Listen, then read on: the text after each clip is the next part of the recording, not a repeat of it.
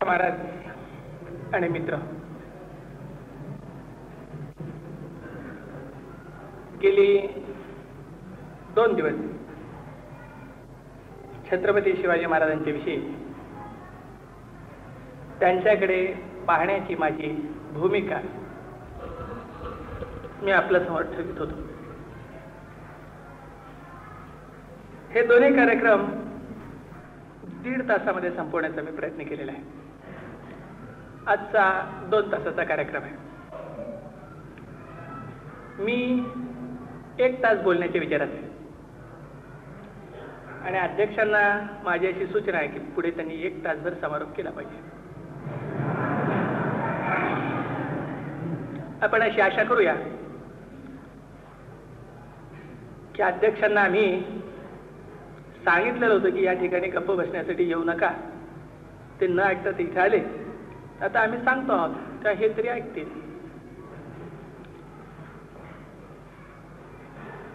छत्रपती शिवाजी महाराजांच्या जीवनाविषयी घटनांचा व्यवहार बाजूला सारून त्या घटनांच्याकडे पाहण्याची पद्धत, त्या घटनांच्याकडे पाहण्याची दिशा आणि त्या घटनांचा इतिहास प्रवाहामध्ये असणारा अर्थ,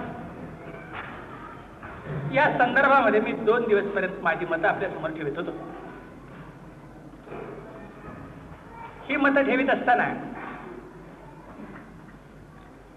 जे वेगवेगळ्या प्रकारचे प्रश्न आमच्या मित्रांनी व्याख्यान संपल्याच्या नंतर मला विचारले, त्या प्रश्नांच्या पैकी एक प्रश्न म्हणजे हा की शिवाजी महाराजांच्या जीवनातला सगळ्यात निर्णायक असा कालखंड तुम्ही कोणता मानता, का मानता, आणि तुमच्या मते शिवाजी महाराजांच्या जीवनातली सगळ्यात महत्वाची अशी घटना कोणती की ज्या ठिकाणी शिवाजीचं मोठेपण उजळून निघालेलं तुम्हाला दिसतं. कारण पहिल्या व्याख्यानामध्ये बोलत असताना मी असं म्हणालो होतो की मी काही अब्दुल खानाचा वध किंवा शाहिस्ता खानाची शास, आग्र्यावरून सुटका या घटना यांचं नाटकी महत्व मान्य करायला तयार नाही. तेव्हा शिवाजी महाराजांच्या जीवनातल्या या 3ही घटना एकदा बाद करून टाकल्या की एक जण विचारणारच कोणीतरी की ठीक, तुम्ही खानवध मान्य करायला तयार नाही, फार ती महत्वाची घटना म्हणून, शास्ता खानाची घटना मानायला तयार नाही, आग्र्यावरून सुटका मानायला तयार नाही, पण तुमच्यामध्ये शिवाजी महाराजांच्या जीवनातली सगळ्यात महत्वाची घटना कोणती आहे, त्याचं उत्तर देण्याचा मी प्रयत्न करणार आहे. शिवाजी महाराजांच्या जीवनामध्ये ज्याला आपण राजकारण असं म्हणतो, या राजकारणाचा प्रारंभ नेमका केव्हा घडला हे समजण्याचा कुठलाही पुरावा उपलब्ध नाही. उपलब्ध असणारा जो पुरावा आहे तो हे सांगतो की हा माणूस 15 वर्षाचा असताना याच्या जीवनाचं ध्येय इतरांच्या दृष्टीनं कदाचित नसेल, पण त्याच्या स्वतःच्या दृष्टीनं निश्चित झालेलं होतं. वयाच्या 15व्या वर्षी शिवाजीनं दादाजी नरसप्रभूला लिहिलेलं जे पत्र आहे, या पत्रामध्ये हे राज्य व्हावं हा श्रीचा मनोरथ आहे याचाही उल्लेख आहे, हिंदवी स्वराज्याच्या कल्पनेचाही उल्लेख आहे. हे पत्र शिवाजी महाराजांनी वयाच्या 15व्या वर्षी लिहिलं. याचा अर्थ राज्य निर्मितीची कल्पना त्यांच्या मनात वयाच्या 15व्या वर्षी निर्माण झाली असं काय मी करत नाही. वयाच्या 15व्या वर्षी त्यांच्या मनात राज्य निर्मितीची कल्पना सुस्पष्टपणे साकार झालेली होती, हे ऐतिहासिक पुराव्याने आपण सिद्ध करू शकतो. याच्या पूर्वी वयाच्या कितव्या वर्षीपासून या मुलाच्या मनामध्ये विविध प्रकारची चलबिचल चाललेली होती, विविध प्रकारची आंदोलनं या मुलाच्या मनामध्ये चालू होती, हे समजण्याला कुठलाही ऐतिहासिक पुरावा उपलब्ध नाही. पण ज्या अर्थी वयाच्या 15व्या वर्षी शिवाजीला या गोष्टीचा साक्षात्कार झालेला आहे की हिंदवी स्वराज्याची निर्मिती व्हावी अशी परमेश्वराची इच्छा आहे आणि त्या परमेश्वराच्या इच्छेचं वाहन मी आहे, तेव्हा त्याच्या आधी काही वर्ष या पद्धतीनं विचार करणं त्याच्या जीवनात सुरू झालं असावं.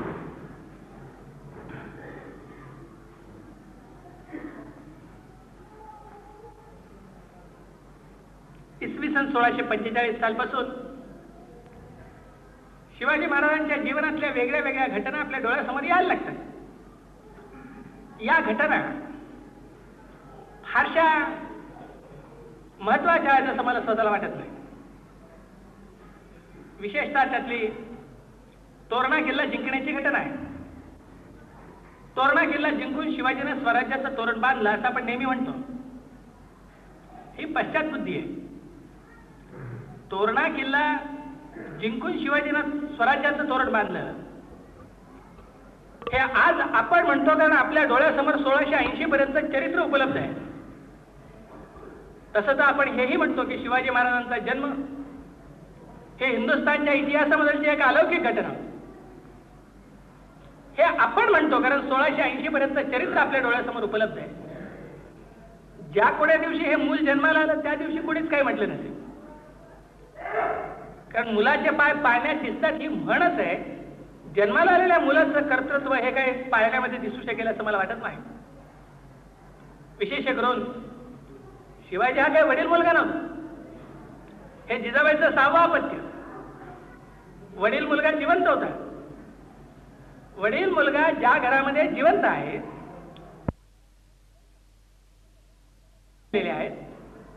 अशा एका अवस्थेमध्ये धड सासरी नाही धड माहेरी नाही परक्याच्या घरी 6व्या वेळेला बाळंतीण होणारी जी बाई तिच्या बाळणपणाचं कौतुक करण्याची मनस्थिती कोणाचीच नसते. बाळ बाळंतीण सुखरूप. याच्या पलीकडे शिवाजीच्या जन्माला समकालीनांनी काही महत्व दिलं असेल असं वाटत नाही. कारण भोवताली दुष्काळ चालू होता आणि शहाजी जीवन मरणाच्या लढाईत गुंतलेला. ज्यांच्या डोळ्यासमोर 1680 पर्यंतच्या शिवाजीचं सगळं चरित्र उपलब्ध आहे ती माणसं शिवाजी महाराजांच्या जन्मावर काव्यमय मुलामी चढवू शकतात. ही चढवायला हरकती नाही. छत्रपतींचा जन्म झाला त्यावेळेला आकाशातून देवांनी वृष्टी केली फुलांची. सगळ्या जगातल्या धर्मात्म्यांनी आपले संदेश पाठवले. 7 समुद्राचं पाणी आणलं.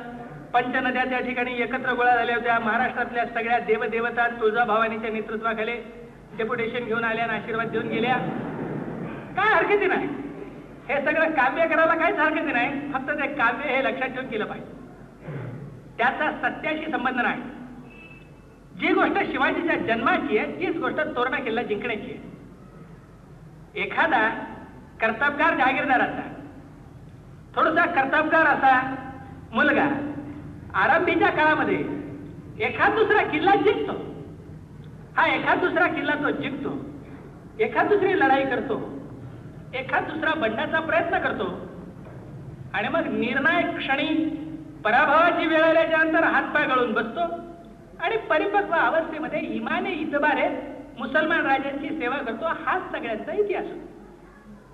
तेव्हा ज्याने तोरणा किल्ला जिंकला हा तोरणा किल्ला जिंकणारा माणूस काहीतरी नवीन पद्धतीनं संबंध जीवन बदलणार आहे. सगळ्या इतिहासाला तो नवी कलाटणी देणार आहे असं वाटण्याचं काही कारणच नव्हतं. त्यामुळे शिवाजीनं तोरणा किल्ला जिंकला या घटनेचा कोणालाही फारसा धक्का बसला नाही. कोणी त्याचा फारसा विचार केला नाही. हे तोरणा किल्ला जिंकण्याची हकीकत आहे. त्याचप्रमाणे शिवाजीच्या जीवनामधलची फतेखानाच्या बरोबरच्या लढाईची 1648 हकीकत. हे फतेखानाच्या बरोबरची शिवाजीने केलेली लढाई ही सुद्धा अशीच समकालीनांच्या मतानं एक सामान्यची घटना आहे. आज आपण जेव्हा त्या घटनेकडे सिंहावलोकन करून पाहायला लागतो तेव्हा त्या घटनेमध्ये शिवाजीचं मुत्सद्दीपण, शिवाजीचं चातुर्य, त्याचं युद्ध नेतृत्व इत्यादी इत्यादी बाबींची सगळी बीज दिसायला लागतात की आज आपल्याला दिसतात. कारण पुढचा वृक्ष आपल्या डोळ्यासमोर आहे. हा पुढचा वृक्ष जर नसता तर तोरणा किल्ला जिंकणं काय किंवा फतेखानाचा पराभव करणं काय या दोन्ही घटनांना स्वयंभू असं फारसं महत्व नव्हतं. शिवाजीच्या जीवनातल्या निर्णायक कालखंडाला आरंभ होतो हा 1656 पासून. 1656 ते 1666 ही 10 वर्ष हा शिवाजीच्या जीवनातला निर्णायक कालखंड आहे. 1656 ते 1666 याचा अर्थ वयाच्या 26व्या वर्षी बसून वयाच्या 36व्या वर्षीपर्यंत ज्या घटना घडत आहेत या घटना निर्णायक महत्वाच्या अशा घटना आहेत. आणि या घटना जर समजून घ्यायच्या असतील तर अफजल खानाचा वध ही या सगळ्या निर्णायक घटनांची एक मध्यवर्ती अशा प्रकारची किल्ली आहे. अफजल खानाच्या वधाकडे पाहत असताना आपण या पद्धतीने पाहतो की अफजल खान हे मराठ्यांच्या राज्यावर, नव्याने निर्माण झालेल्या राज्यावर एकाएकी उगवलेलं संकट होतं. ही गोष्ट खरी नाही. अफजल खान हा महाराष्ट्राला अपरिचित माणूस नव्हता, तसा अफजल खान हा शिवाजीला हे अपरिचित माणूस नव्हता. शिवाजी महाराजांच्या जवळ मुत्सद्देगिरी होती, राजकारण चातुर्य होतं, म्हणून अफजल खानाची स्वारी 1659 ला झालेली आहे. जर शिवाजीच्या जवळ साहसीपणा असता, आतताईपणा असता तर अफजल खानाची स्वारी 1649 लाच झाली. अफजल खानाची जी स्वारी आहे ती 1659 ला घडलेली आपल्याला दिसते. 1659 ला आपल्या फौजा घेऊन अफजल खान चाल करून आलेला दिसतो. पण अफजल खान येण्याचं ठरलेलं आहे 1649 ला. 10 वर्ष आधीपासून ती स्वारी शिजते आहे. ज्या वेळेला फतेह खान या नावाचा सरदार आदिलशाहीच्याकडून शिवाजीवर पाठवला गेला आणि तो पराभूत झाला, तेव्हा एका सरदाराचा पराभव आदिलशाही सुखासुखी कबूल करायला तयार नव्हती. संबंध राजसत्तेला दिलेलं आव्हान हे कुठलीही राजसत्ता सहजासहजी कबूलच करणार नाही. म्हणून फतेह खानाच्या सारख्या सामान्य माणसाने जर प्रश्न मिटत नसेल तर एखादा मोठा सरदार इरेला घालणं आवश्यक होतं. आणि असा मोठा सरदार जर इरेला घालायचं असेल तर मराठ्यांचं राज्य ज्या भागात निर्माण होत होतं त्या भागाला जवळ असा आदिलशाहीचा सगळ्यात प्रबल सरदार अफजल खानात होता. म्हणून शिवाजी आणि आदिलशाहीच्या झगड्यामध्ये निर्णायक झगडा अफजल खानाच्या फौजांच्या बरोबर करावा लागणार आहे. ही गोष्ट 1649 ला स्पष्ट झालेली होती. कारण फतेह खानचा पराभव झाल्याबरोबर अफजल खानाने प्रचंड फौजा घेऊन शिवाजीकडे चालून निघावं या आज्ञा मिळालेल्या. कारण अफजल खान हा वाईचा सुभेदार, पण शिवाजी हा एवढा धूर्त, हा धूर्तपणा त्यावेळेला कोणाच्या लक्षात आला नाही. तो त्याचा दुबळेपणा मानला गेला, तो त्याचा कच्चेपणा मानला गेला. आज शिवाजीचं सगळं जीवन आपल्या डोळ्यासमोर असल्यामुळे त्यातला धूर्तपणा आपल्याला लक्षात यायला लागतो. हा इतका धूर्त की हा उठला आणि विजयी झालेल्या अवस्थेत सुद्धा यांनी भूमिका अशी घेतली की कैदेत पडलेल्या आमच्या वडिलांना जर सोडणार असाल तर त्यासाठी म्हणून आम्ही कोंढाणा किल्ला सोडायला तयार आहोत. जो कोंढाणा किल्ला शिवाजीनं जिंकला यामुळे आदिलशाहीची त्याचा उघड लढा सुरुवात झाला. विजयी झाल्याच्या नंतर सुद्धा शिवाजी कोंढाणा किल्ला सोडतो आहे ही गोष्ट शिवाजी घाबरलेला आहे याचे प्रतीक म्हणून मानली गेली. एकदा धडा मिळालेला आहे, पुन्हा शिवाजी गडबड करणार नाही म्हणून कोंढाणा किल्ला आदिलशाहीनं ताब्यात घेतला. शहाजीराजांना मुक्त करून टाकला. शहाजीराजांच्यावर नवीन जबाबदाऱ्या टाकल्या आणि शिवाजीचं सगळं प्रकरण बंद झालेलं असं आदिलशाहीने गृहीत केलं. आदिलशाहीला असल्या प्रकारच्या गफलतीमध्ये ठेवणं हे शिवाजीला त्यावेळेला महत्वाचं वाटत होतं. हा शिवाजी वाट पाहतोय संधी येण्याची. ही संधी शिवाजीला आली 1656 साली. हे डोळ्यासमोर दिसतच आहे की मराठ्यांचं राज्य निर्माण करायचं असेल तर मराठ्यांचं राज्य निर्माण करणं किंवा हिंदुस्थानमध्ये एतद्देशीयांचं राज्य निर्माण करणं यामधला निर्णायक लढा आदिलशाहीच्या बरोबर नाही, यातला निर्णायक लढा औरंगजेबाच्या बरोबर आहे. ज्याला आपण मराठ्यांचं राज्य म्हणतो, हे तोरणा किल्ला घेऊन शिवाजीनं स्थापन केलेलं आहे, ते मराठ्यांचं राज्य नव्हे. सिंहगडावर शिवाजीनं जी व्यवस्था केली ते मराठ्यांचं राज्य नव्हे. रायगडवर गागा भट्टांनी वेदमंत्र्यांनी अभिषिक्त करून जे सिंहासन कायम केलं ते मराठ्यांचं राज्य नव्हे. जे राज्य बुडवण्याच्यासाठी 27 वर्ष औरंगजेबाने प्रयत्न केला आणि औरंगजेब आणि त्याबरोबर मोगलांची आणि मुसलमानांची सगळी शक्ती समाप्त झाली, त्यातून जे शिल्लक राहिलं ते मराठ्यांचं राज्य. हा निर्णायक झगडा आहे. कारण त्या दोन्हीही अखिल भारतीय प्रवृत्ती आहेत आणि त्या अखिल भारतीय प्रवृत्तीचा अखिल भारतीय संघर्ष आहे. त्या प्रवृत्तींच्या मध्ये एक प्रवृत्ती मोडून पडते, त्यावेळेला जे शिल्लक राहतं तेवढाच दुसऱ्या प्रवृत्तीचा विजय आहे. अशा अवस्थेमध्ये निर्णायक झगडा मोगलांची आहे. पण मोगलांची निर्णायक झगडा जरी असला तरी त्याची पूर्वतयारी आदिलशाही कुरतडून खाऊनच करावी लागणार. सरळ सरळ शिवाजीचा आणि औरंगजेबाचा झगडा येत नाही. शिवाजीचा पहिला झगडा येणार तो आदिलशाहीची, कारण आदिलशाहीच्या ताब्यात असणारे प्रदेशच स्वतःच्या ताब्यामध्ये घेऊन शिवाजीचं राज्य निर्माण होणार. आणि आदिलशाहीची झगडा म्हणजे अफजल खानाशी युद्ध.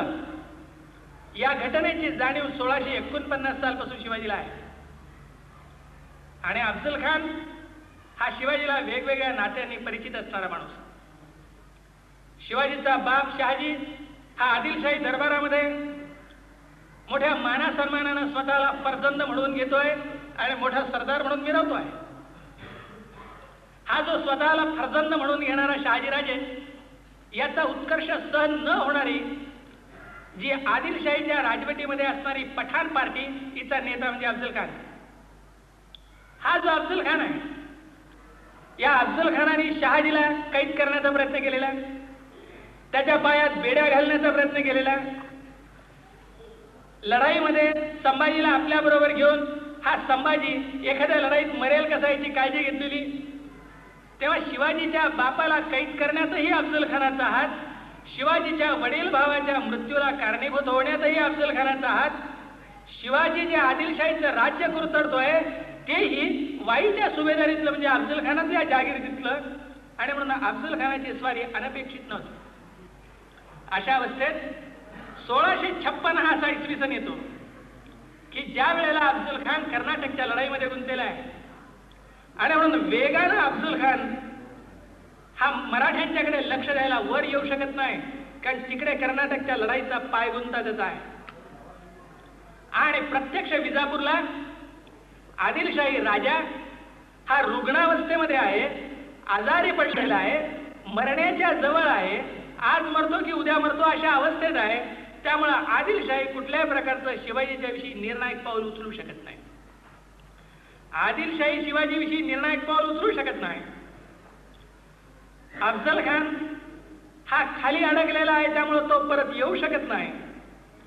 ही ती अशी संधी आहे की ज्या संधीचा फायदा घेऊन शिवाजीचा आपल्या मनामध्ये असणारा वयाच्या 14व्या 15व्या वर्षीपासून त्याच्या मनामध्ये सारखं रुजत असलेलं हिंदवी स्वराज्याचं जे स्वप्न, ते स्वप्न साकार करण्याच्या दृष्टीनं उचललेलं पहिलं ऐतिहासिक दृष्टीनं महत्वाचं पाऊल आहे ते म्हणजे जावळीचं खोरं जिंकणं.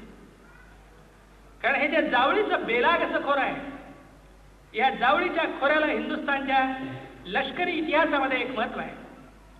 हे ते जावळीचं खोरं आहे की ज्या जावळीच्या खोऱ्यामध्ये 14व्या शतकामध्ये गेलेल्या 5000 मुसलमानांच्या फौजा गेल्याच, त्या पुन्हा बाहेर आल्याच नाही, त्यांचा काय झाल्याचा पत्ताच लागला नाही. म्हणून जावळीचे मोरे नामधारीरित्या आपण मांडले आहोत मुसलमानांचे असं म्हणवीत असत. इतक्यावर सगळ्यांचं समाधान होतं. जावळी प्रत्यक्षतः ताब्यात घेण्याच्या भानगडीत कोणी पडलेलं नव्हतं. या जावळीच्या खोऱ्यामध्ये असणारा दुर्गम किल्ल्यांचा भाग, सबंध जावळीचा दुर्गमाचा प्रदेश, या प्रदेशाची पाठीशी पार्श्वभूमी घेतल्याच्या शिवाय आणि या प्रदेशामध्ये आपलं वर्चस्व निर्माण करून केवळ लष्करी दृष्टीनं सहजासहजी पाडाव करणं, छोट्याशा अशा नवोदित सत्तेचा अशक्य करून टाकल्याच्या शिवाय शिवाजीला अखिल भारतीय राजसत्तेची निर्मितीच करता येते. अखिल भारतीय आव्हान द्यायचं जर असेल तर अखिल भारतीय आव्हान मोगलांच्या फौजांच्या विरोधी बरोबरीच्या फौजा उभारता येतील एवढी ताकद आल्याच्या नंतर देता येत नसतं. 2.25 लाखाच्या फौजा मोगल मैदानामध्ये एका वेळी आणू शकत होते. 2.25 लाखाच्या फौजा मैदानात आणण्याचं सामर्थ्य आल्याच्या नंतर मग अखिल भारतीय आव्हान द्यावं याचा विचार करणारे लोक ती वाट पाहण्याचं समाप्त होऊन जात असतात. जे काही आपल्या जवळ तुटकं फटकं सामर्थ्य आहे ते अशा ठिकाणी नेऊन बसवलं पाहिजे की ज्या ठिकाणी 5 माणसं बाहेरून घेरणाऱ्या हजारो माणसांना भारी येऊन जातील. जावळी हा असा दुर्गम प्रदेश. 1656 साली शिवाजीनं अचानकच जावळीचं खोरं जिंकलं. अलीकडे इतिहासकारांची हे सांगण्याची प्रथा आहे की हे शिवाजीनं जावळीचं खोरं फार मोठ्या प्रमाणात लढाई देऊन जिंकलं. माझा त्याच्यावर विश्वास नाही, कारण आरंभीच्या काळामध्ये मोऱ्यांच्या ताब्यात असणारं जावळीचं खोरं लढाई देऊन जिंकण्याची ताकद शिवाजीची होती असं दिसत नाही. यामध्ये कुठला तरी दगा, फटका, घात, पात सगळे प्रकार आहेतच. सभासदांनी दग्याने जिंकला असं सांगितलेलं आहे, तेच बहुधा खरं असावं. आणि एकदा जावळीचं खोरं शिवाजीनं जिंकल्याच्या नंतर हे जावळीचं खोरं शिवाजीच्या हातातून जोपर्यंत काढलं जात नाही तोपर्यंत आदिलशाही आणि शिवाजी यांचं खऱ्या अर्थाने मित्रत्व होणं शक्य नव्हतं. जनतेला जी गोष्ट कळालेली नाही ती राजसत्तेला कळालेली आहे की तोरणा किल्ला जिंकणं हा वांडपोराचा उद्योग असू शकतो, सिंहगड घेणं आणि सोडणं हा एखाद्या गुंड मुलाचा उद्योग असू शकतो, जावळीचं खोरं झपाट्याने ताब्यात घेणं ही गोष्ट एका नियोजनाचा प्रारंभ आहे. आणि जावळीचं खोरं ताब्यात आल्याबरोबर संबंध आदिलशाही अस्वस्थ झालेली दिसते. पण आदिलशाहीला पाऊल उचलता येत नाही, कारण शिवाजीनं जावळीचं खोरं ताब्यात घेतलं. त्याच वेळेला इकडे आदिलशाह मरून गेला. तेव्हा गादीवर कोणी यायचं, कोणाचे खून पाडून कोणी गादीवर यायचं, हा जो महत्वाचा मुद्दा विजापुरात सुरुवात झालेला आहे त्या मुद्द्याचं उत्तर देण्याच्या प्रयत्नात सगळ्या तलवारी गुंतलेल्या असल्याच्यामुळं इकडे यायला त्यांना फुरसत नाही. याच वर्ष 1.5 वर्ष निघून गेला आणि शेवटी असं संबंध आदिलशाहीची व्यवस्था लागल्याच्या नंतर असं ठरलं की आता शिवाजीची गय करता येत नाही, आता शिवाजीवर फौजा पाठवल्या पाहिजेतच. आणि म्हणून अफजल खानाची स्वारी ही शिवाजीवर व्हावी हे निश्चित झाले. हा जो शिवाजीच्या जीवनाचा 1656 पासून सुरुवात होणारा एक प्रयत्न आहे, या प्रयत्नाबद्दलची पहिली महत्वाची गोष्ट असेल तर ती म्हणजे ही की हिंदूंच्या इतिहासामध्ये शिवाजी हा पहिल्यांदा रणमैदान ठरविण्याचा आपला हक्क प्रस्थापित करतो आहे. आज सगळ्यात होत काय आलं की हल्लेखोरांनी हल्ला करायचा, हल्लेखोरांनी हल्ला केल्याच्या नंतर आम्ही जागा व्हायचं आणि मग आम्ही फौजा घेऊन हल्लेखोरांच्या विरुद्ध प्रतिकार करायला जायचं. म्हणजे हल्ल्याची वेळ ठरविण्याचा अधिकारही शत्रूचा, लढण्याचं स्थळ ठरविण्याचा अधिकारही शत्रूचा. आपल्याला माहिती असेल की 1965ला हिंदुस्थान पाकिस्तानचं जे काय थोड्याशा झडपा झाल्या, या झडपांचं स्पष्टीकरण करीत असताना यशवंतराव चव्हाणांनी असं सांगितलेलं आहे की अखनूरची लढाई अखनूरमध्ये आम्ही लढू अशी जर कोणाची समजूत असेल तर ती बावळटपणाची आहे. ज्या क्षणी आमच्यावर आक्रमण होतं त्या क्षणी आक्रमणाला उत्तर देण्यासाठी सोयीस्कर रणभूमी हुडकून काढण्याचा हक्क आम्ही स्वतःकडे राखीव ठेवलेला आहे. त्याचा अर्थ आहे की अखनूरवर तुम्ही येणार असाल, लाहोरवर आम्ही जाऊ. हा जो रणभूमी निवडण्याचा हक्क आहे, ज्याला काही निर्माण करायचं आहे त्याला शत्रूंनी रणभूमी निवडावी आणि शत्रूंनी स्वतःला सोयीस्कर निवडलेली वेळ आणि सोयीस्कर निवडलेली रणभूमी तिच्याने आपल्या स्वतःला बांधून घ्यावं असा विचार करून चालत नाही. शिवाजीनं रणभूमी निवडण्याचा आपला पहिला हक्क प्रस्थापित केलेला आहे जावळीचं खोरं निवडून. या रणभूमीच्या निवडीमध्ये शिवाजीच्या सर्व राजकारणाच्या पाठीशी असणारं अत्यंत बारकाईचं भौगोलिक ज्ञान हेही त्यामध्ये ग्रहित आहे. आणि हे भौगोलिक ज्ञान शिवाजीनं ज्या पद्धतीनं वापरलेलं आहे ती पद्धत आपण पाहायला लागलो तर ज्या शत्रूंच्या विरुद्ध आपण लढणार आहोत त्या शत्रूंच्या मुख्य अंतर्गोटातली बित्तम बातमी आपल्याला माहिती असली पाहिजे. हा हेरगिरीवरचं त्याचं प्रभुत्व हेही त्यामध्ये ग्रहित आहे की अफजल खान कर्नाटकात गुंतलेला आहे, तो वर येऊ शकत नाही. विजापूर राजाच्या मरणात गुंतलेला आहे, ते निर्णायक पाऊल उचलू शकत नाही. ही संधी साधूनच शिवाजी जावळीच्या खोऱ्याकडे जातो. एरवी 48 ते 56 तो आपल्या छोट्याशा 1.5 कोटीच्या राज्यामध्ये दान धर्मकडे घेतो, शासन व्यवस्था दुरुस्त करीत बसतो. कारण शासन व्यवस्था दुरुस्त करणं हाही शिवाजीच्या जीवनातला एक महत्वाचा भाग आहे. कारण शिवाजीनं पुन्हा पुन्हा ही गोष्ट सांगितलेली आहे की हे राज्य माझं नव्हे, हे राज्य श्रींचं राज्य आहे. हे राज्य श्रींचं राज्य जर असेल तर हे राज्य आक्रमकांच्या राज्याच्या पेक्षा निराळाचं राज्य असलं पाहिजे. शिवाजीच्याच एका पत्रामध्ये असा उल्लेख आहे की चांगलं राज्य कोणतं म्हणावं तर जे राज्य चालू असताना समाप्त झालेल्या मागच्या राज्याची आठवण येत नाही ते राज्य चांगलं म्हणावं. एक असं राज्य माझ्या शासन व्यवस्थेमध्ये मी या जनतेला देऊ इच्छितो की त्या राज्यात जगत असताना आधी त्या राज्यापेक्षा हे चांगलं आहे असं जनतेला वाटलं पाहिजे. या राज्यापेक्षा मोगलच बरे होते असं जर लोकांना वाटायला लागलं तर हे राज्य निर्माण करण्याचा हेतू समाप्त झाला. हा जो दृष्टिकोन आहे हा दृष्टिकोन आहे का राजाचा दृष्टिकोन नाही. शिवाजी हा राजेशाहीच आहे ही गोष्ट खरी. शिवाजीनं राजेशाही निर्माण केली ही गोष्ट खरी. स्वतःला वेदमंत्राचा अभिषेक करून घेतला ही गोष्ट खरी. तो राजेशाहीचा पुरस्कर्ता आहे ही गोष्ट खरी. पण शिवाजी ज्या पद्धतीनं शासन व्यवहार हाताळतो आहे, ज्या भूमिकाने शासन व्यवहार हाताळतो आहे, या भूमिका एकदा आपण पाहिल्या तर या संबंध राज्य व्यवस्थेचा बाहेरचा ढाचा, बाहेरचा आकार हा जरी राजेशाहीचा दिसत असला तरी त्याचा आशय आणि आत्मा हा लोकशाहीचा आहे. हा आशय आणि आत्मा लोकशाहीचा आहे. शिवाजीनं लोकशाही निर्माण केली असं मी म्हणाल नाही. कारण राजव्यवस्थेचा आशय आणि आत्मा प्रजेचं रक्षण हा असतो. हा कौटिल्याचा मुख्य सिद्धांत आहे. कौटिल्य हा हिंदुस्थानचा राजेशाहीचा पुरस्कर्ता असणारा एक महान राज्यशास्त्रज्ञ. पण राजेशाहीचा पुरस्कर्ता असणारा हा महान शास्त्रज्ञ असं सांगतो की जर एखाद्या राज्यामध्ये चोरी होत असेल आणि चोराचा शोध करणं राजसत्तेला जमत नसेल तर ज्याच्या घरी चोरी झाली त्याचं सर्व नुकसान भरून देण्याची जबाबदारी राजसत्तेवर आहे. जर दुष्काळ पडत असेल तर दुष्काळामध्ये जनतेचं पालन पोषण करण्याची आणि दुष्काळ संपल्याबरोबर बी देण्याची जबाबदारी राजसत्तेवर आहे. सगळे व्यापारी विविध मार्गाने जनतेला लुबाडीत असतात म्हणून माप व्यवस्थित आहेत, तराजू व्यवस्थित आहेत आणि भाव जनतेला लुबाडणारे नाहीत याची काळजी घेण्याची जबाबदारी राजसत्तेवर आहे. आणि कौटिल्याने जे काही ठिकाणी कल्पना वापरलेली आहे की राजाला महाल असतो, राजाला उत्तम अन्न असतात, राजाला विलास असतो, हे सगळं काय आहे तर कौटिल्य असं सांगतो महाभारताचं अनुसरण करीत की हे सगळं एक बोकड पुष्ट करण्याचा मार्ग आहे. कारण हा बोकड प्रजेच्या कल्याणार्थ केव्हाही कापता आला पाहिजे.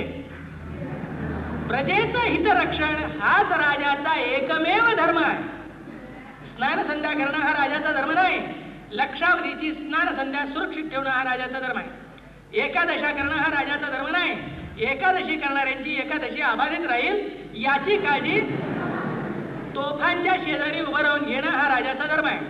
हा जो राजधर्म आहे हा राजधर्म शिवाजीला संस्कृत येत होता असं मी सांगत नाहीये. शिवाजीनं कौटिल्य वाचलेला होता असंही मी सांगत नाहीये.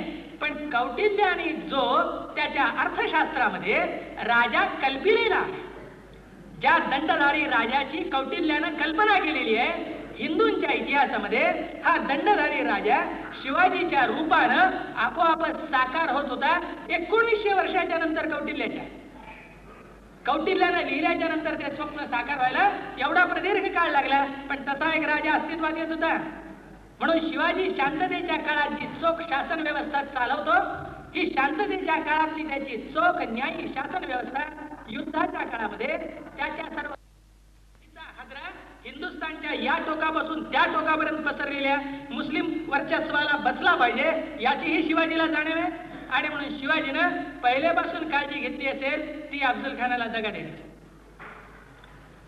अफजल खानाने शिवाजीला दगा दिलेला नाही, शिवाजीनंच अफजल खानाला दगा दिलेला आहे.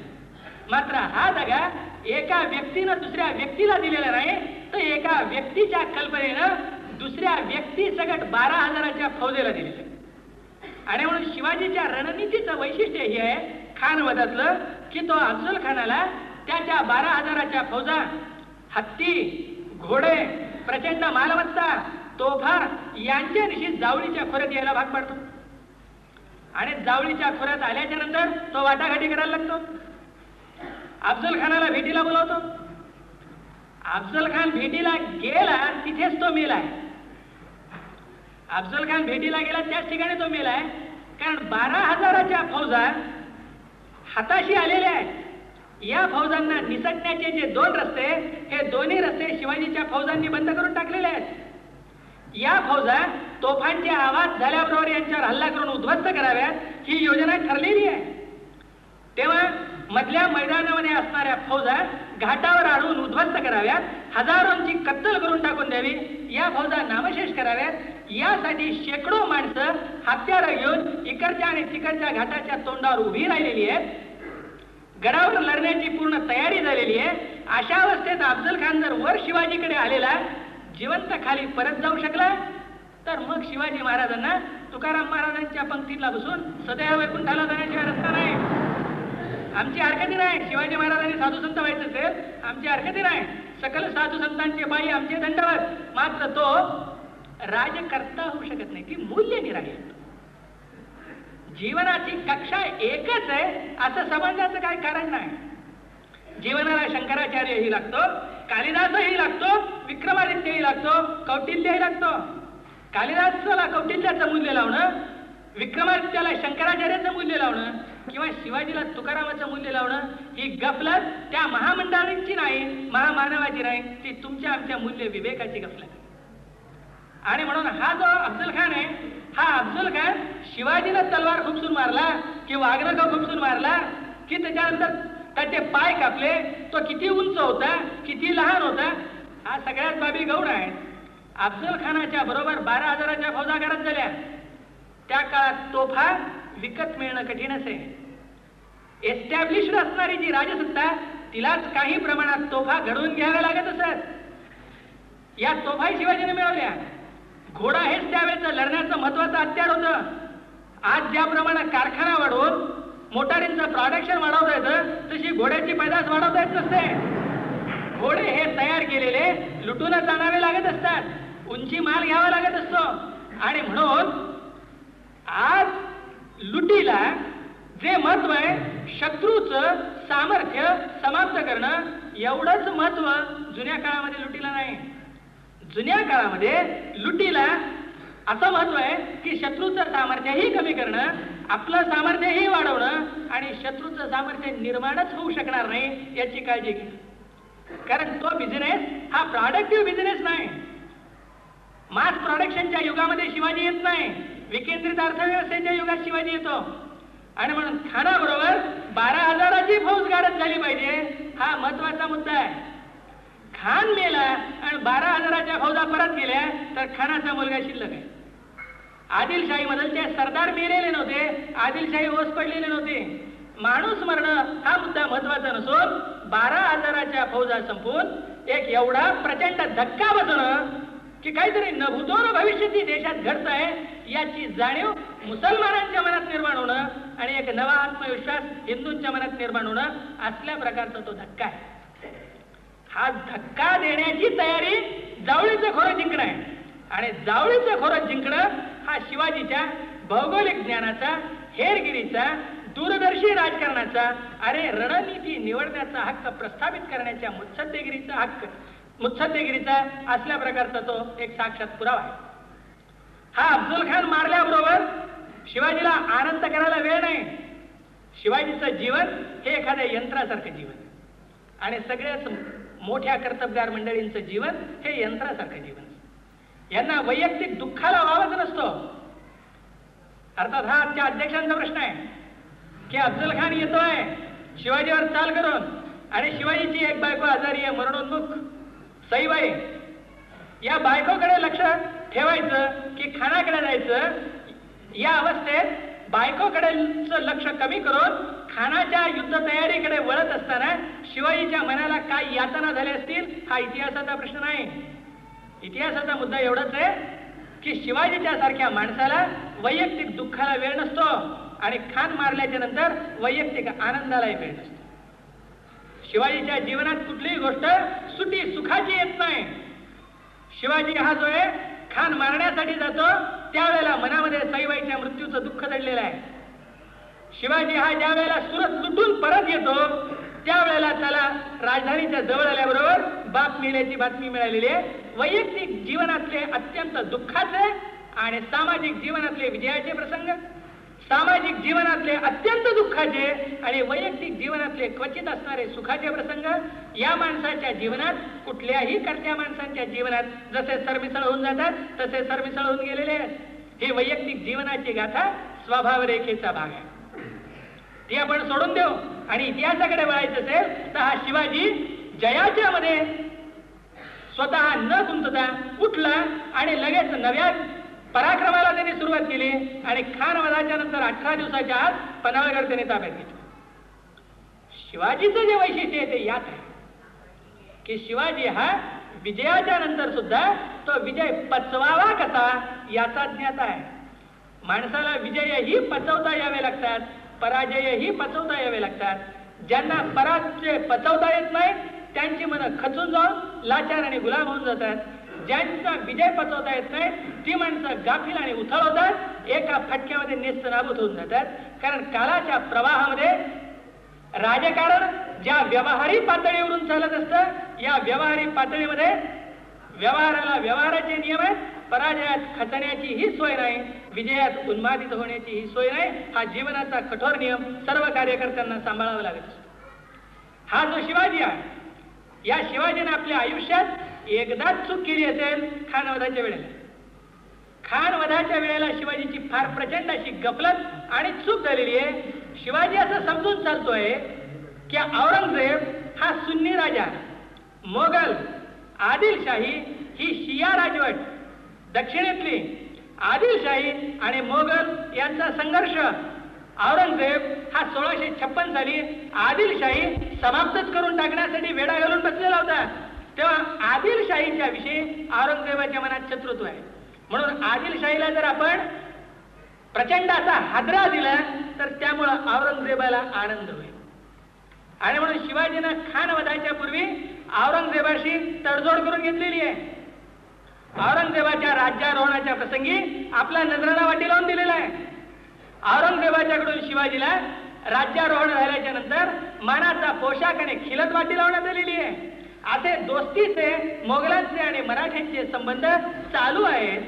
तेव्हा आदिलशाहीला एवढा मोठा धक्का दिल्याच्या नंतर औरंगजेब मनातून आनंदित होईल असा शिवाजीचा अंदाज आहे. हा शिवाजीचा अंदाज चुकला, कारण औरंगजेब हाही शिवाजीच्या सारखाच महान मुत्सद्दी, कर्तबगार आणि आपल्या प्रवाहाचं नाडी ओळखणार आहे. त्याला आदिलशाही समाप्त करायची आहे, ती सुन्नींच्या ताब्यात संबंध हिंदुस्थान घ्यायचंय म्हणून, मोगलांच्या आधिपत्याखाली सर्व हिंदुस्थान घ्यायचंय म्हणून त्याला आदिलशाही समाप्त करून मराठ्यांची राजवट निर्माण होऊ द्यायची नाही. आणि म्हणून ज्या वेळेला शिवाजी इकडे खानाचा वध करतो, त्याच्या बाबतीत दिल्लीला पोहोचल्याबरोबर सगळी मैत्री गुंडाळून ठेवून लगेच शाहिस्ते खानाला प्रचंड फौजा घेऊन शिवाजीच्या राज्यात घुसण्याची आज्ञा होते. आणि म्हणून इकडे शिवाजी पन्हाळगड जिंकीत असतो, त्यावेळेला सिद्धी जोहर प्रचंड फौजा घेऊन शिवाजीवर चाल करून येत असतो. आणि इकडे शाहिस्ते खान तेवढ्याच प्रचंड फौजा घेऊन मराठ्यांच्या राज्यात घुसत असतो. म्हणून 1659चा शिवाजीचा जो विजय आहे हा पुढच्या 4 महिन्याच्या आत त्याच्या राज्यात घुसलेल्या 90,000 फौजांच्या ओझ्याखाली वाकले. या 90,000 फौजांच्या ओझ्याखाली वाकलेलं हे नव्यानं निर्माण झालेलं छोटंसं राज्य वर्ष 1.5 वर्षाच्या अनंत यातनांच्या मध्ये टिकून ठेवणं यात शिवाजीची कसोटी आहे. पन्हाळगडावरून निसटणं यात शिवाजीची कसोटी आहे. विशाळगडावर कोंडी धरण्याचे सर्व प्रयत्न हाणून पाडणं यात शिवाजीची ताकद आहे. त्याही अवस्थेमध्ये कार तलब खानाचा उंबरखिंडीत गाठून पराभव करणं यात शिवाजीची कसोटी आहे. आणि शास्ता खानाच्या डेऱ्यामध्ये घुसून त्याची शास्त करणं यात शिवाजीची कसोटी आहे. शिवाजी शास्ता खानाच्या डेऱ्यात गेला होता याच्यावर माझा विश्वास नाही, कारण त्या ठिकाणी काय घोड्यावर बसून शिरपेच मुकुट मोत्याच्या माळा घालून बँड वाजवीत गेले होते काय? पुरंदर यांच्या पुस्तकामध्ये शिवाजी शाहिस्ते खानावर वार करतोय याचं चित्र काढताय ना, ठीक आहे.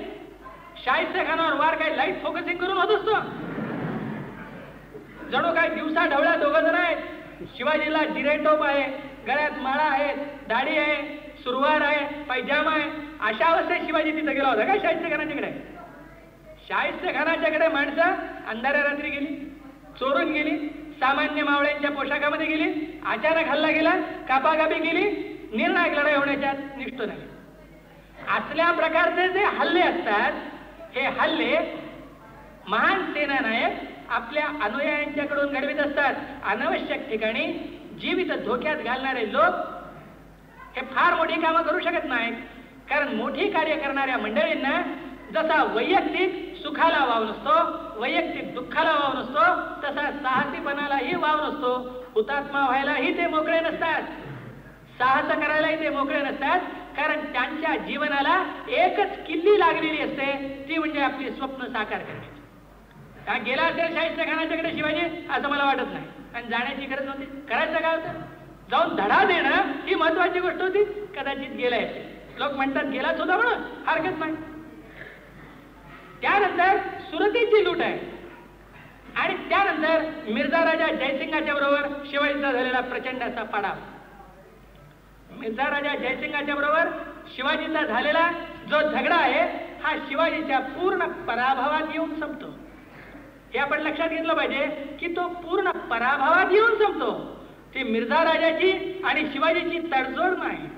मिर्झा राजाने शिवाजीला फार दयेने वागवलेला आहे अशातला भाग नाही. अपमानाचे एकापेक्षा एक मोठे प्रसंग मिर्झा राजानं शिवाजीच्या समोर वाढून ठेवले.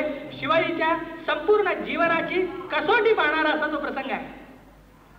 हे जे शिवाजीच्या जीवनातले निर्णायक प्रसंग 1656 पासून सुरुवात होतात ते 1666 पर्यंत चाललेले आहेत. आग्र्यावरून सुटका होऊन परत येईपर्यंत हा तो काळ आहे ज्या काळामध्ये शिवाजीनं आपली हेरगिरीची व्यवस्था अखिल भारतीय स्वरूपामध्ये वाढवलेली आहे. आणि मग तो असं सांगू शकतो अभिमानानं की तुम्ही राजाच्या अंतपुरात काय बोलता हे मी इथं बसून सांगू शकतो. हा तो शिवाजीचा काळ आहे ज्या काळामध्ये त्यांनी शासन व्यवस्थेच्या चोखपणाच्या नव्या परंपरा निर्माण करून दिलेल्या आहेत. हा तो काळ आहे ज्या ठिकाणी त्यांनी आपली रणनीती रणकौशल्य हे व्यवस्थित मांडून दाखवलेलं आहे.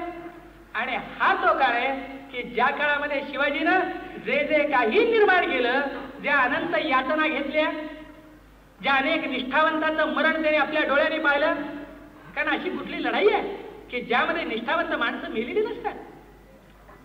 पहिला किल्ला जिंकायचा असेल तर काही मरणार, फत्तेखानाच्या विरुद्ध लढायचं असेल तर बाजी पासलकर जाणार, विशाळगडावरून निष्ठायचं, पन्हाळगडावरून निष्ठायचं असेल बाजीप्रभू देशपांडे संपला, पुरंदरच्या तळामध्ये मोरारबाजी देशपांडे संपला. युद्धामध्ये दर ठिकाणी निष्ठावंतांचंच मरण पाहावं लागतं. बेईमान झालेल्या मंडळींचं मरण पाहायचं नसतं. आणीबाणीच्या प्रसंगी बेईमान फितूर झालेल्या मंडळी अजूनही जिवंत आहेत हे पाहणं नशिबी येतं. ते निष्ठावंतांचं मरण पाहण्यापेक्षा जास्त दुःखद असतं. ही जी जीवनाची एक चमत्कारिक अशी गाथा आहे, ही जीवनाची चमत्कारिक गाथा शिवाजी 1656 पासून 1666 पर्यंत आपल्या कर्तृत्वानं गुंफतो आहे. या सगळ्या ज्ञानाचा, सगळ्या कर्तृत्वाचा, सगळ्या भौगोलिक ज्ञानाचा, सगळ्या रणनीतीचा, सगळ्या युद्ध कौशल्याचा, सगळ्या शासन व्यवस्थेतल्या चोखपणाचा, सगळ्या द्रष्टेपणाचा शेवट जे निर्माण केलं सगळ्याच्या सगळं समाप्त झालं यात होतो. हे शिवाजीच्या जीवनाला मिळालेलं प्रचंड असं अपयश की जे जावळीचं खोरं जिंकून सुरुवात केलं ते पुरंदरच्या तहावर गमावलं गेलेलं आहे. पुरंदरचा तह झाल्याच्या नंतर आग्र्याला जाणारा जो शिवाजी आहे हा कसा आहे? हा आग्र्याला जाणारा शिवाजी आहे 10 वर्षाची सगळी धडपड गमावलेला. काळाच्या कठोर प्रवाहामध्ये याचं सगळं कर्तृत्व पराभूत झालेला. फक्त खांद्यावर ओझं आहे. ज्यांनी शिवाजीच्यासाठी आपले जीवन उद्ध्वस्त करून घेतली, ज्यांनी प्राणार्पण केलं, त्या अनेक निष्ठावंतांचं मरणाचं ओझं खांद्यावर घेऊन, आपला पराभव डोक्यावर घेऊन हा चाललेला आहे औरंगजेबाच्याकडे. याही अवस्थेत शिवाजीचं मन तुटलं नाही, शिल्लक राहिलं. हा माझ्या मते शिवाजीच्या जीवनातला सगळ्यात महत्वाचा ठिकाण आहे. माणसं एखादी नवीन गोष्ट करण्याची कल्पना निर्माण करू शकतात. एक नवीन स्वप्न माणसं पाहत असतात, कारण स्वप्न पाहणं हा तारुण्याचा स्वभाव आहे. जी माणसं मोठी आहेत ती मोठी स्वप्न पाहतात, जी छोटी आहेत ती छोटी स्वप्न पाहतात. कित्येकदा छोटी माणसं मोठी स्वप्न पाहतात. माणसं ही आपल्या स्वार्थाला अनुकूल स्वप्न पाहतात, आपल्या स्वार्थाला प्रतिकूल स्वप्न पाहतात, ध्येयवादाची स्वप्न पाहतात.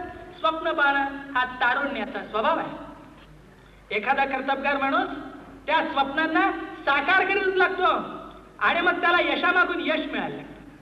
या यशामागूनच्या यशाच्या बरोबर अधूनमधून चाललेल्या अपयशाची दुःख तो विसरू शकतो आणि एका निर्णायक क्षणी तो येतो. त्या क्षणी त्याच्या असं लक्षात येतं की जे रक्तानी, घामानी, कष्टानी, बुद्धीनी उभारलेलं सगळं विस्तृत अशा प्रकारचं वैभवशाली प्रासादतुल्य इमारत आहे, ती सगळी जमीनदोस्त झालेली असून आता आशेला कुठे वाव शिल्लक राहिलेला नाही. अशा ठिकाणी सामान्य माणसांच्या मानाचं वागत नाहीत, मन सुद्धा मोडून पडतात. इथे जो शिल्लक राहतो आणि ही निराशा पचवून राखेतून उभ्या राहणाऱ्या फिनिक्स पक्षाप्रमाणे जो पुन्हा जन्म घेतो आणि 1669 नवबंड निर्माण करू शकतो, तो 1674 राजा होतो. हा जो एवढ्या प्रचंड पराभवातून आपलं मन अबाधित ठेवून परत आलेला शिवाजी आहे. हा शिवाजी माझ्यामध्ये हा खरा महापुरुष आहे. शिवाजीच्या जीवनाची कसोटीचं जर ठिकाण असेल तर हे आहे, ज्या ठिकाणी शिवाजीच्या मनातल्या श्रद्धा शिल्लक राहिल्या, या कशाच्या जोरावर शिल्लक राहिल्या, या ठिकाणी येऊन सगळा तर्कवाद लंगडा पडतो. हे ते असं ठिकाण आहे की ज्याचं उत्तर कधीही तर्काने मिळू शकत नसतं. कारण एखाद्या माणसाला हे दिसत असताना सगळी परिस्थिती प्रतिकूल आहे हे दिसत असताना त्याचा आशावाद अभंग का राहतो, याचं उत्तर तर्कानं मिळतच नाही. ते तर्काच्या पलीकडे जाणारं उत्तर आहे. या मंडळींच्या मनाची अशी काही जडणघडण झालेली असते की ज्या वेळेला चहूबाजूला निराशेचा अंधार प्रचंड प्रमाणात दाटलेला असतो, त्यावेळेला यांच्या मनात आपल्या ध्येयवादावरच्या श्रद्धा नेहमीच्या पेक्षा जास्त प्रज्वलित झालेल्या आढळून येतात. हे असंच एक चमत्कारिक मन सगळ्या महापुरुषांचं असतं. ते तसं का असतं हे सांगता येणं कठीण आहे, त्याची कारणं देता येणं कठीण आहे, त्याचे पुरावे सांगता येणं कठीण आहे. एक असं मन घेऊन शिवाजी येतो आणि हे असं मन घेऊन येणारा जो शिवाजी आहे हा असामान्य पुरुष आहे, हा कर्तबगार पुरुष आहे. पण शिवाजी हा नुसता कर्तबगार पुरुष नाही, तो शिवाजी हा नुसता असामान्य पुरुष नाही, शिवाजी हा महामानव आहे. ही जी सुपरमॅनची कल्पना आहे, ती सुपरमॅनची कल्पना ही आपण समजून घेतली पाहिजे. ज्या मंडळींच्या जवळ अफाट कर्तृत्व असतं, या मंडळींना असामान्यांच्यामध्ये त्यांची गणना करावीच लागते. काय हिंदुस्थानमध्ये राज्य शिवाजीनंच निर्माण केलं अशातला भाग नाही. राज्य निर्माण करणारे काय थोडे लोक होते? राज्य अनेकांनी निर्माण केलं. शिवाजीनं एक राज्य निर्माण केलं, ते 150 वर्ष टिकलं. निजामुल मुल्कानं एक राज्य निर्माण केलं, ते 150 वर्ष टिकलं. टिपू सुलताननं एक हैदर अलीनं एक राज्य निर्माण केलं. राज्य निर्माण करणं हा एक कर्तृत्वाचा भाग आहे, यात वादच नाही. एवढ्या प्रचंड सत्तेच्या विरुद्ध झटून राज्य निर्माण करणं हा तर असामान्य कर्तृत्वाचा भाग आहे, याचाही वाद नाही. पण राज्य निर्माण करणं हा एखाद्या व्यक्तीच्या जीवनामध्ये असणाऱ्या प्रेरक व्यक्तिमत्वाचा गाभा होऊ शकत नाही. कारण शिवाजी हा केवळ राज्य निर्माण करत नाही, शिवाजी हा विजयाच्या आणि परिपूर्णतेच्या सीमेच्या जवळ जाऊन पोहोचलेल्या सर्व मुस्लिम वर्चस्वाला कायमच अधःपाताकडे खेचून आणतो. शिवाजी हा मुस्लिम राजसत्तांच्या उताराच्या कालखंडात निर्माण होत नाही. शिवाजी हा मुस्लिम राजसत्तांच्या चढत्या वैभवाच्या काळात निर्माण होतो. अकबराच्या काळात उत्तर मोगलांच्या ताब्यात जाते. अकबराच्या काळात दक्षिणेकडे मोगलांची आगेकूच सुरुवात होते आणि जो औरंगजेब दक्षिणेवर आपलं स्वतःचं साम्राज्य निर्माण करून आदिलशाही आणि कुतुबशाही यांच्याकडून मांडलिकत्व मान्य करून घेतो आणि निजामशाही समाप्त करतो, त्या औरंगजेबाच्या मोगल राजकर्त्यांच्या बदलचा सगळ्यात धूर्त, सगळ्यात मुत्सद्दी, सगळ्यात कर्तबगार आणि मुसलमानांच्या वैभवाचा प्रतिनिधी असणाऱ्या औरंगजेबाच्या काळात शिवाजी येतो आणि शिवाजीच्या मुळे मुस्लिम वर्चस्वाचा शेवट सुरुवात होतो. एक संपूर्ण इतिहासाला कलाटणी देणारा जो माणूस असतो तो नुसता असामान्य कार्यकर्ता असून चालत नाही, तो महामानवही असावा लागतो. हे शिवाजीचं महामानवत्व जर पाहायचं असेल तर 15 वर्षाचा मुलगा हा जी स्वप्न पाहतो तिथून ते पाहावं लागेल. कारण सगळ्याच महामानवांनी अशीच प्रचंड स्वप्न बालवयातच पाहिलेली आहेत. ज्ञानेश्वरी सांगणारा ज्ञानेश्वर हा काही फार मोठा वृद्ध, कुठल्या तरी मोठ्या डिग्र्या घेतलेला, 25 वर्ष अध्यापनात गेलेला असा नव्हता. 50 वर्षाचा अध्यापन करून 5,000 पानाचा अकॅडमिक ग्रंथ लिहिता येत असतो. ज्ञानेश्वरी अध्यापनातून निर्माण होत नाही, ते स्वयंभू. असाच 12 वर्षाचा शंकराचार्य एके दिवशी उभा राहतो आणि संबंध हिंदुस्थानचा इतिहास पलटून टाकण्याच्यासाठी मंडन मिश्राच्या दारावर वादासाठी तयार होतो. हा 12 वर्षाचा संन्यासी, तो 17 वर्षाचा कवी आणि हा 15 वर्षाचा हिंदूंच्या इतिहासाला कलाटणी देण्याचं सामर्थ्य असणारा महापुरुष, यांची गणना केवळ राज्य निर्माण केल्यामुळे होत नाही, तर यांची ताकद जी असते मृत्यूनंतर लक्षावधींच्या मनामध्ये जगण्याची, मरण्याची, लढण्याची एक अविच्छिन्न न मावळणारी ज्योत कायम टिकवण्यामध्ये असते आणि मरणाच्या नंतर अनेक शतकं प्रेरणा देण्याचं या मंडळींच्या जवळ जे सुप्त सामर्थ्य असतं त्यामध्ये असतं.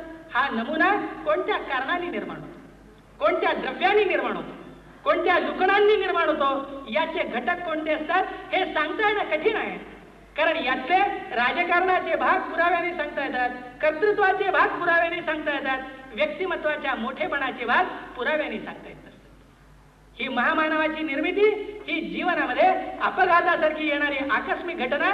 मात्र हा अपघात दर देशाच्या, दर संस्कृतीच्या इतिहासात दर शतकात घडत असलेला आपल्याला दिसतो. हेही जीवनाचं एक महत्वाचं असं वास्तव.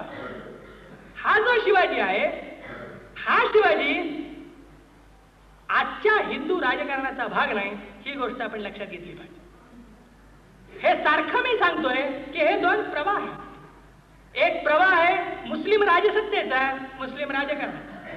एक प्रवाह आहे हिंदूंचा, हिंदूंच्या राजकारणाचा, राजसत्तेचा. हे सांगत असताना मी सारखं एक गोष्ट सांगतोय की ते मध्ययुग आहे. मध्ययुग हे धर्मप्रधान युग आहे आणि धर्मप्रधान युगामध्ये इहलौकिक प्रश्नाला धर्माचं पांघरून असतं. धर्मप्रधान युगामध्ये राजकीय स्वार्थ सुद्धा धर्माच्या नावे चाललेले असतात. जीवनातल्या सर्व श्रद्धांना धर्माचे पाठिंबे असतात.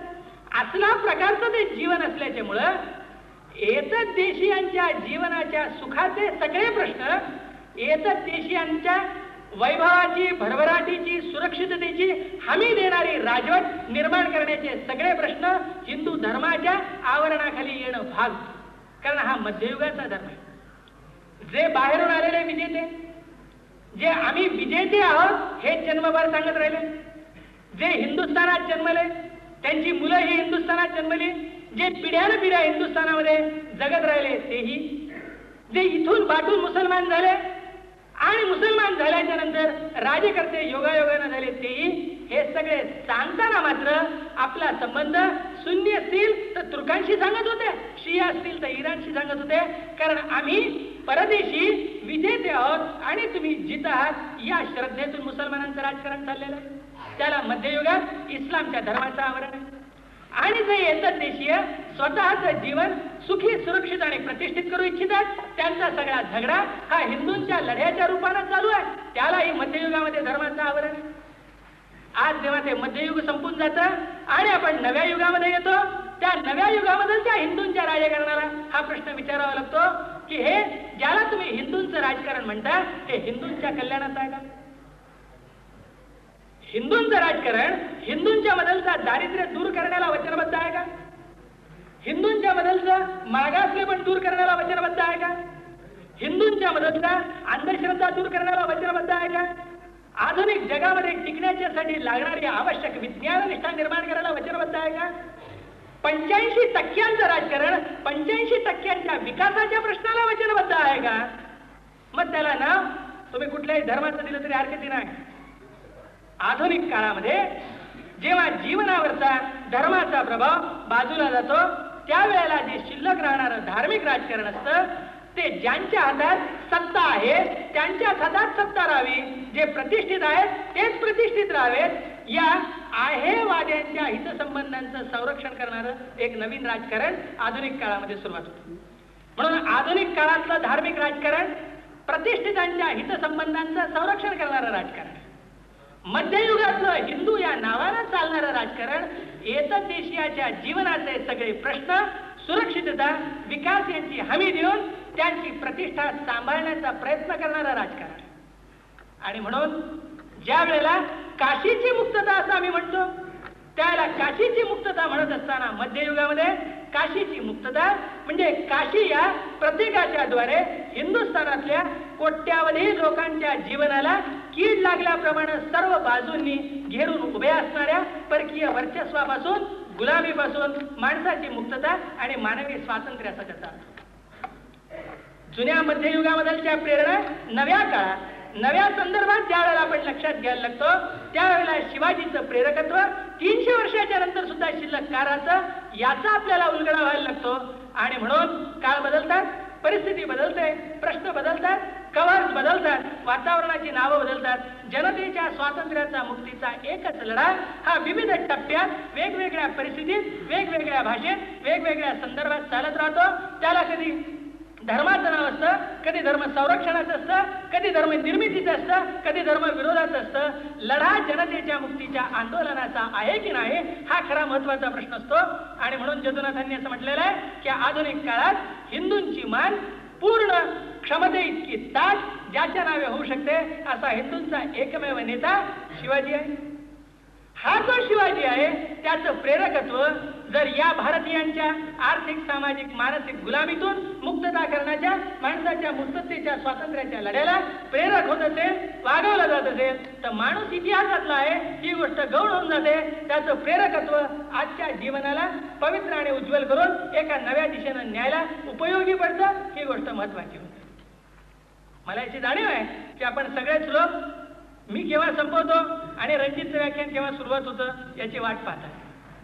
गेले 2-3 दिवस मी आपला पुष्कळ छळ केलेला आहे. यापेक्षा आपली सहनशक्ती ताणण्याची माझी इच्छा नाही. अडभंगी नाथाचा वेळ संपलेला, चौरंगी नाथांनी आपला समारोप करा.